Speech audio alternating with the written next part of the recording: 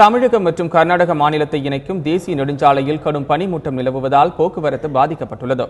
ஈரோடு மாவட்டம் சத்தியமங்கலம் வனப்பகுதிக்கு உட்பட்ட திம்பம் மலைப்பகுதியில் அபாயகரமான 27 கொண்டை ஊசி வளைவுகளை கொண்ட நெடுஞ்சாலை உள்ளது. இதன் வழியாக தினமும் 24 மணி நேரமும் தமிழகம் கர்நாடக அரசு பேருந்து மற்றும் சரக்கு வாகன போக்குவரத்து நடைபெற்று வருகிறது. இந்நிலையில் கடந்த 3 நாட்களாக பெய்த மழையின் காரணமாக கடும் பனிமூட்டம் நிலவி வருகிறது. இதன் காரணமாக வாகன ஓட்டிகள் சிரமத்திற்கு ஆளாகியுள்ளனர். எதிரில் வரும் வாகனங்கள் தெரியாததால் பகலில் முகப்பு விளக்குகளை எரிய விட்டபடி வாகனங்கள் மெதுவாக ஊர்ந்து செல்கின்றன. தமிழகம் மற்றும் கர்நாடக மாநிலத்தை இணைக்கும் திண்டுக்கல் பெங்களூரு தேசிய நெடுஞ்சாலையில் போக்குவரத்து பாதிக்கப்பட்டுள்ளது. இப்போ 3 நாளாக நல்லா மழை பெய்யறதுனால காலையில் நேரம் பார்த்தீங்கன்னா நல்ல கடும் பனி பொழிவு இருக்குது. பகல் நேரத்திலேயே பார்த்தீங்கன்னா 4 சக்கர வாகனம், 6 சக்கர பஸ்ஸு, லாரி எல்லாமே பார்த்தீங்கன்னா முகப்பு விளக்கு போட்டு தான் இருக்காங்க.